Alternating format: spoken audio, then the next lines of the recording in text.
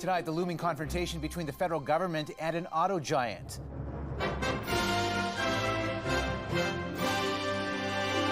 The new threat, the anger. I'm not going to give them a penny because it was tied in to making sure Windsor and keep Brampton going. And what Stellantis is now telling Canadian workers a day after shifting gears to the U.S.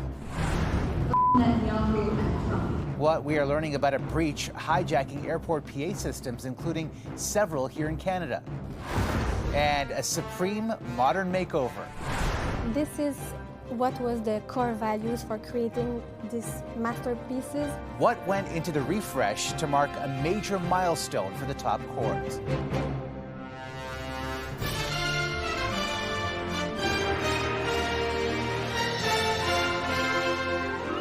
CTV National News with Omar Sachedina.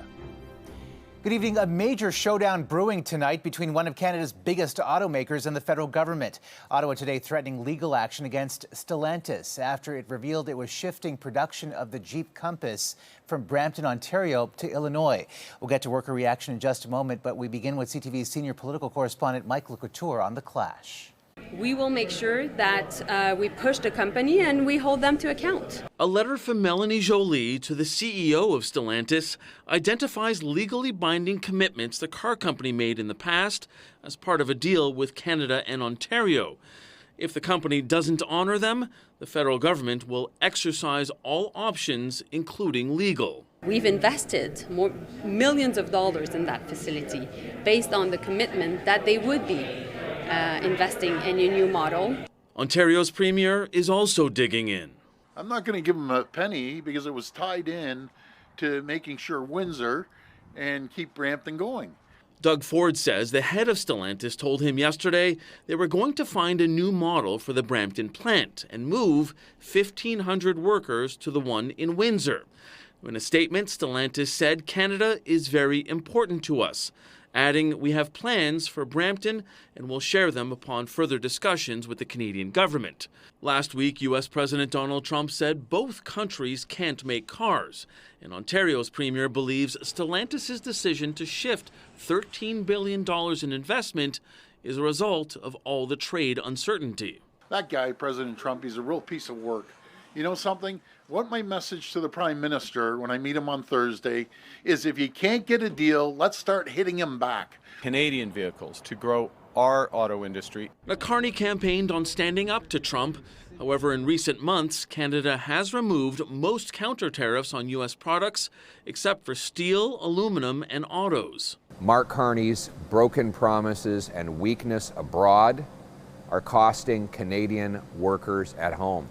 The minister responsible for trade with the U.S., Dominic LeBlanc, returned to Washington on Monday. He's working with Canadian negotiators to continue talks with their American counterparts on trade.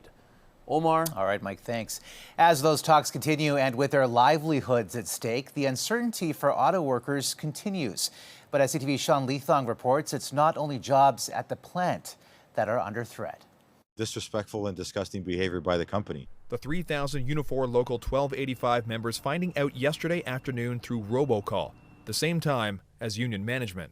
It's very concerning. We're worried about our plant, but at the end of the day, the company's committed in writing at bargaining to this plant.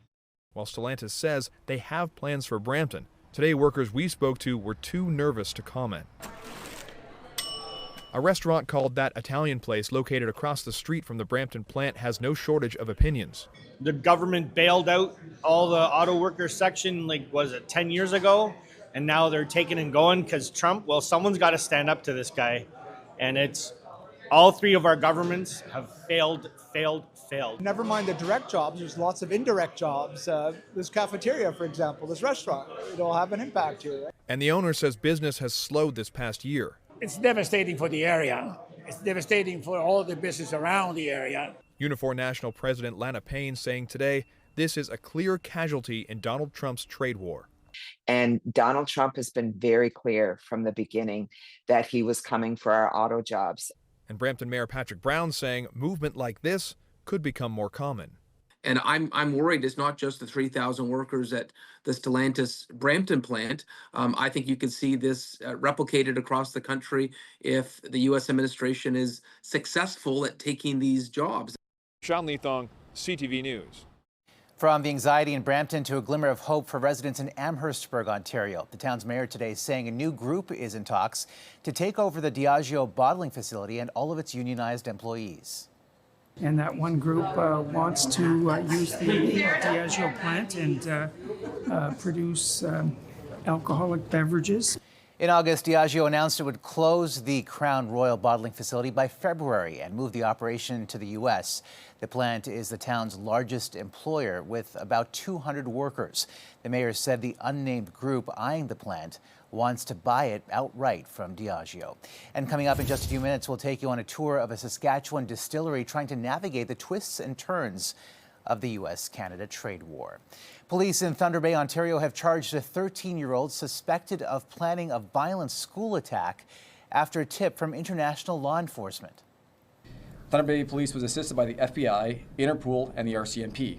The investigation determined that a youth in Thunder Bay was communicating online with another person believed to be in another country to conspire to counsel each other regarding a potential attack. The teen was charged with conspiracy to commit murder after police executed search warrants at 2 addresses.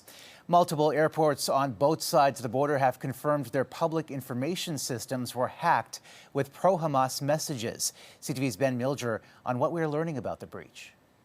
At about 5:15 Tuesday evening, the information boards at Kelowna International Airport stopped displaying flight information and instead switched to messages in support of Hamas. Israel lost the war. Hamas won, it said on screen. The message also called U.S. President Donald Trump a pig. At the same time, the PA system began to broadcast an unauthorized audio recording. Airport staff immediately contacted RCMP and Transport Canada. After we completed that threat assessment, we determined that there was no specific threat to either the airport or the traveling public. A photo from inside the airport shows staff talking to passengers with a megaphone. One outgoing and one inbound flight were delayed. Transport Canada confirms it is investigating the incident, along with similar cyber attacks at Victoria International Airport and Windsor International Airport in Ontario. Similar messages were also played at Harrisburg Airport in Pennsylvania. Kelowna and Victoria airports say the audio message was uploaded through a third-party software company that provides services to a number of airports around the world. In Victoria, staff quickly disconnected the system and there were no operational disruptions, delays, or cancellations. RCMP and the Canadian Centre for Cybersecurity have opened investigations into the hacks. Ben Milger, CTV News, Vancouver. Hamas says it has handed over the bodies of 2 more Israeli hostages and is trying to buy time to recover the rest from beneath the rubble in Gaza. But as CTV's Washington Bureau Chief Joy Malbon reports, both Israel and U.S. President Donald Trump are growing impatient, putting the fragile peace deal at risk. 2 more bodies returned tonight. It's a grim task. Now Hamas says it needs more time and specialized equipment to find the remaining hostages beneath the rubble in Gaza and after 2 years of war. As friends and family said goodbye to Daniel Shimon Peres, an Israeli soldier killed by Hamas. But the slow pace of returning the remains has angered Israel. We stand clear when we say this. Hamas, the terror organization, is required to uphold its commitments to the mediators and return all of our hostages. We will not compromise on this. Adding to the mistrust, one of the bodies returned says Israel wasn't even a hostage. In protest, Israel slowed down desperately needed aid to Gaza. Humanitarian groups calling on Israel to open more crossings and let more aid in. Many of those items on the truck that were classified as such include solar panels, basic logistical equipment that we need, basic shelter items. But with armed Hamas fighters still on the streets and reports of gunmen carrying out public executions, President Donald Trump says Hamas must and will give up its guns. They have to do it. If they don't do it, we'll do it. Trump says they won't need the U.S. military, but will lean on the Arab nations who helped sign the peace deal. Many of those countries, relatively, are very strong military powers. And Hamas has no support. With the peace plan already under pressure, President Trump told CNN if Hamas doesn't return the hostages and surrender power, Israel could resume the war as soon as Trump gives the word. Omar? All right, Joy, thanks. Donald Trump confirmed today he has authorized the CIA to conduct covert action inside Venezuela. I think Venezuela is feeling heat. He also said the U.S. hasn't ruled out strikes on land after targeting boats allegedly involved in drug trafficking. The move marking a sharp escalation in the Trump administration's strategy to remove Venezuelan President Nicolas Maduro from power. And his government fired back tonight, calling the U.S. intervention a violation of international law. And a U.S. federal judge temporarily has blocked Donald Trump's plans to fire thousands of workers during the ongoing government shutdown because they appear to be politically motivated. The emergency order comes days after the administration laid off more than 4,000 federal workers. Finding work is a major challenge for many young people in this country. Today, the Conservatives pitched their plan to improve job prospects. CTV's Abigail Beeman breaks down the details. Keep your hand up if you've applied to more than 20 jobs already.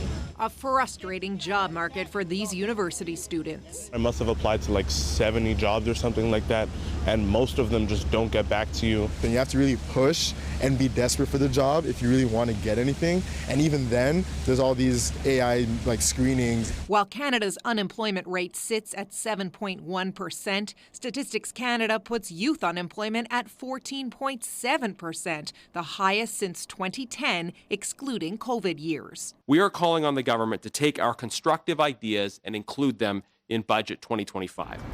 New in the Conservatives' youth jobs plan today, a 100% capital cost tax write-off in the first year for employers that build housing for employees.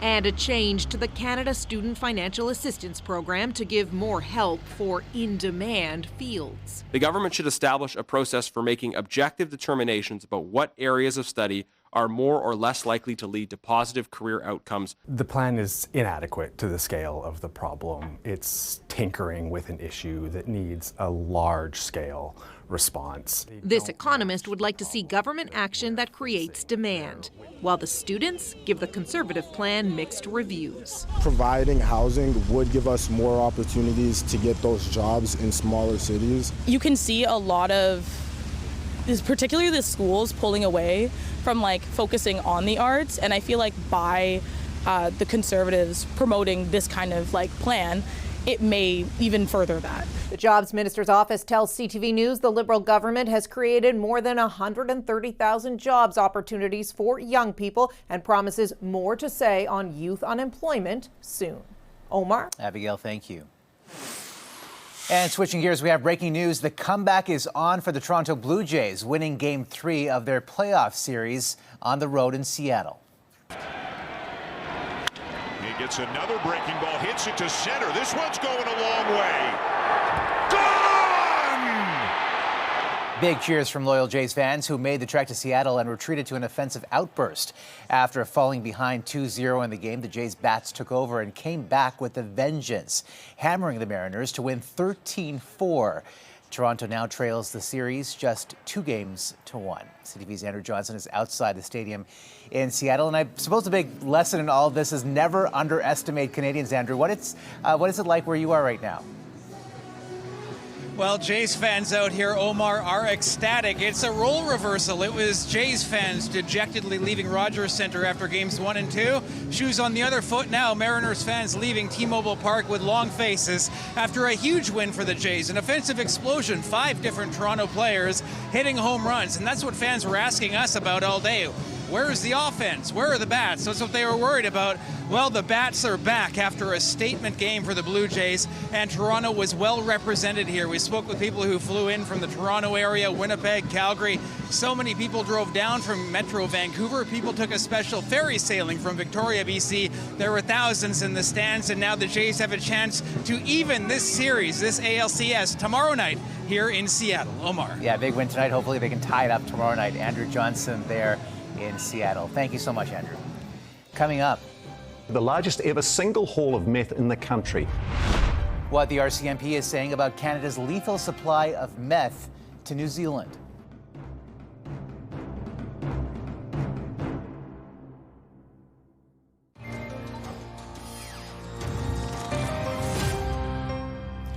There is a deadly meth pipeline that runs from Canada to the other side of the world, New Zealand and Australia. In part 2 of the series tonight, W5's Avery Haynes investigates the network behind the mass shipment smuggled in cans of beer and the RCMP's response. Police videotape a storage unit in Auckland, New Zealand, blanketed with meth from Canada. Some of those cans are filled with beer, others with liquid meth that was being turned into crystals. There was what appeared to be methamphetamine just everywhere. The sophisticated international operation was a lead story. The largest ever single haul of meth in the country. Red Stripe beer from Toronto, bottles of kombucha from the US, and coconut water from India, filled with meth. In New Zealand, 2 people have been charged, the importer and the man who's seen here removing cases of beer. You have the right to remain silent. Jimmy Callan was found guilty of manslaughter for mistakenly giving away beer that still contained meth, killing an innocent young man, 21-year-old Aiden Segala. But who's investigating the people in Canada behind the shipment? RCMP Chief Superintendent Mathieu Bertrand. I can't speak to that. But the RCMP was not involved. But a later statement acknowledges that the RCMP received intelligence reports, did background checks, and a cursory analysis of the network. No one in Canada has been charged. That's just shocking. 2.5 years after his death, Aiden's sister Angela thought Canada would do more. Yeah, nothing happening by the sounds of things.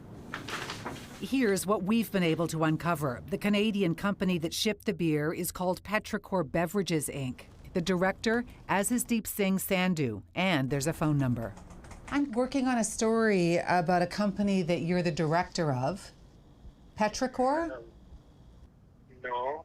Sandhu claims he knows nothing about Petrichor, Honey Bear beer, or meth. Do you mind sending me all these paperwork so I can take a look? Sure. He may be a victim of identity theft, but since then, he's fallen off the face of the earth.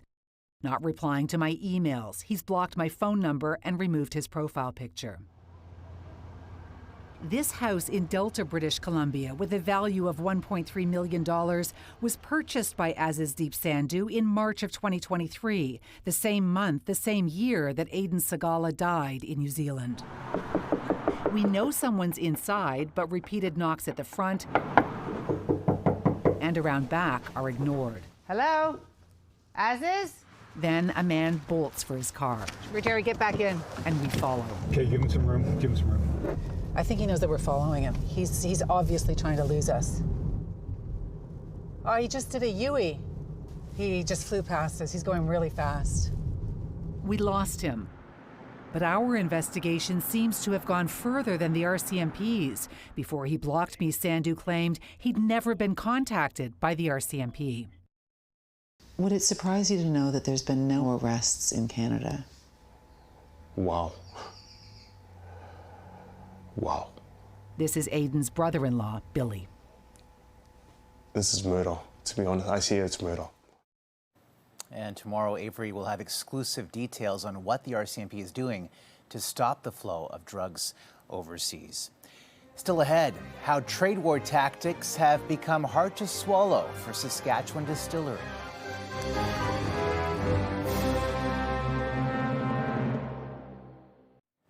A surprising twist for Saskatchewan Distillery, hoping to capitalize on American liquor being pulled off the shelves.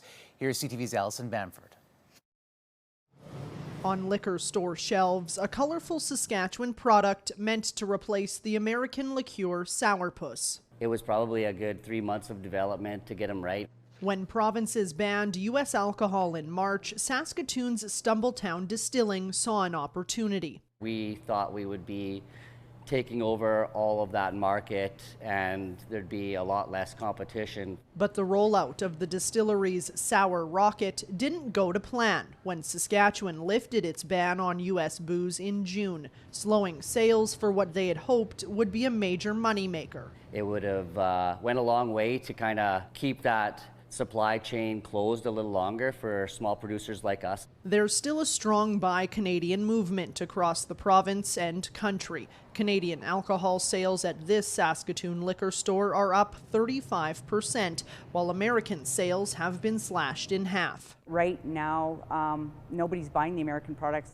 A report released this month shows American spirits exports to Canada plunged 85% in the second quarter of this year. While Canada recently removed retaliatory tariffs on American spirits, U.S. liquor bans still exist in most provinces. We will see for a sustained time a drop in U.S. liquor consumption in Canada and even beer consumption.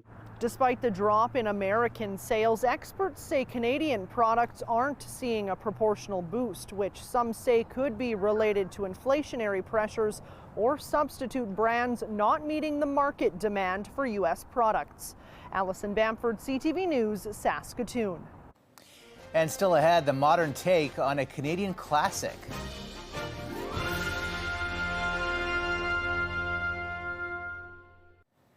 The Supreme Court is marking its 150th anniversary in style with a modern new look. CTV's Quebec Bureau Chief Geneviève Beauchemin spoke to the creator, now part of Canada's legal history. In the heart of the Saguenay, there's a made-to-measure shop called Rabat-Joie that got a tall order. It was entrusted with creating new robes for the 9 justices of Canada's Supreme Court. The mission was to thread the needle between tradition and renewal. No fur. We use silk, pure silk. The old robes, called Santa suits by some, had been the court's ceremonial vestments for a century and a half. This is how one justice described them. They're awful. They're so hot. They're heavy. At some point, there's 2 or 3 layers of fur. And so as the Supreme Court marked its 150th anniversary, it reached out to Romane Le Gallou, who started a career in creating jurist wear, outfitting her friends in law school. Because the brand was bold, was original, and was different, so they wanted to speak about a secret project.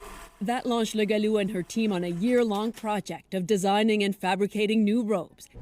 Miriam Herrera is the technical chief of the workshop, a seamstress originally from Nicaragua who had sewn wedding dresses and evening gowns for Miss World contestants before finding a new home here. It's quite complicated to work with the fine silk, she says, for the pattern to look flawless. Gone is the white fur and red suits. In are the black robes, elaborately embroidered with the court's crest, lined with red piping as a nod to the Canadian flag. At their debut earlier this month, Chief Justice Richard Wagner called the design modern, simple, distinctly Canadian. And this is what was the core values for creating these masterpieces. And now this yarn of the Supreme Court robes is part of the fabric of this region, a point of pride. And now the shop here in the Saguenay is hoping to make a seamless transition to many more markets right across the country. Geneviève Beauchemin, CTV News, Saguenay, Quebec. And that's a snapshot of this Wednesday for all of us at CTV National News. Thank you for watching. Good night, and see you tomorrow.